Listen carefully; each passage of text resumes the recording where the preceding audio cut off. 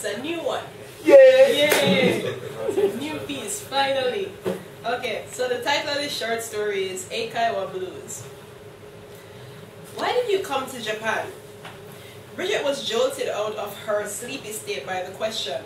Even upon the millionth time being asked about her reasons for coming here, she was still astounded by how much those 6 words strung together sounded more like an accusation and less like an inquiry. She thought that one day she'd shoot back with, "Well, why the fuck are you studying English?" Or maybe she'd break down into tears, telling the very sad story of Bridget's first year in Tokyo. She sometimes thought about flooding the classroom with waves of melancholy by talking about the fiancé she had moved here with, the one who decided one day that he had grown bored with her and that she needed to find a new apartment. I just need to make it until 5 o'clock, she thought. The number of the day was 5. She only had 5 classes to teach that day, and at 5 o'clock, she could take her 45-minute break and sleep off her hangover in the staff room. Yes, 5 o'clock. While her student droned on about his most recent package tour vacation in Europe, she counted each miserable second, longing for silence and some space to not think, not speak, not engage, not pretend to be interested in the same old boring stock stories and stock phrases when all she really wanted to do was completely numb her brain. God, she thought miserably, he's still talking. Then a wave of relief washed over her when she saw that there were only 15 minutes left. At that point, she tuned in just in time to hear him making disparaging comments about his wife. She was so clumsy. She made so many foreign language mistakes. She did so much shopping.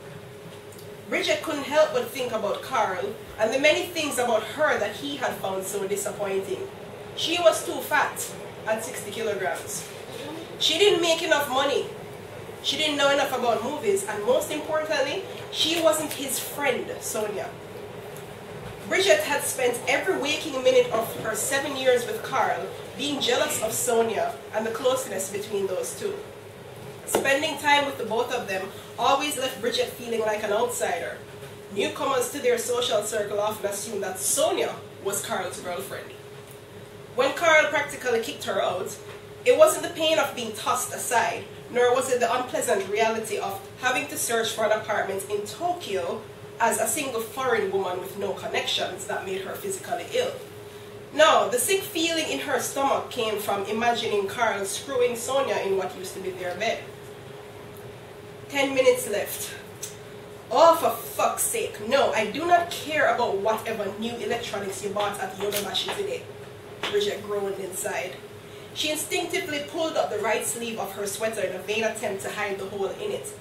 She was so tired of being too broke to buy new clothes, to go out and see the city, or even to dull her senses with decent liquor.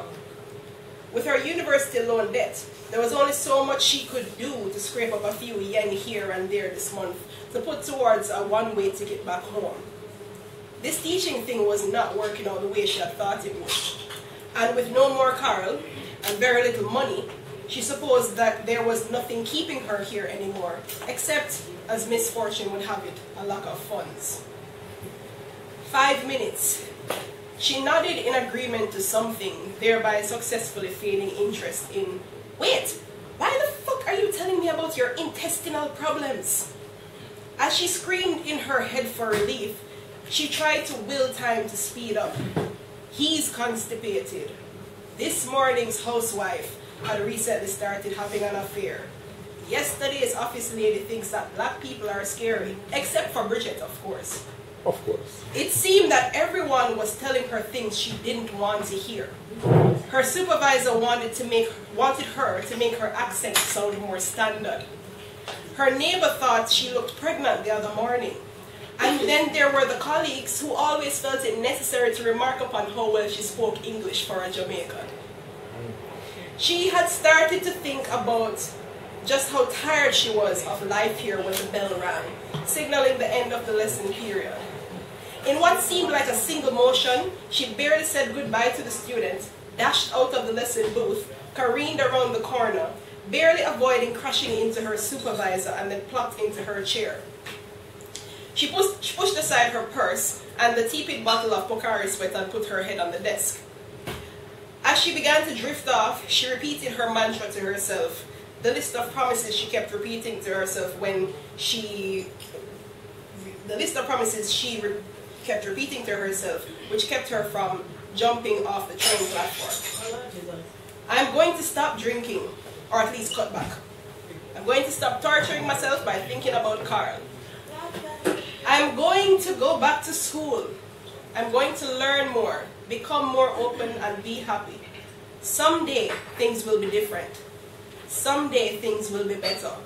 Someday, after I take this nap. Thank you.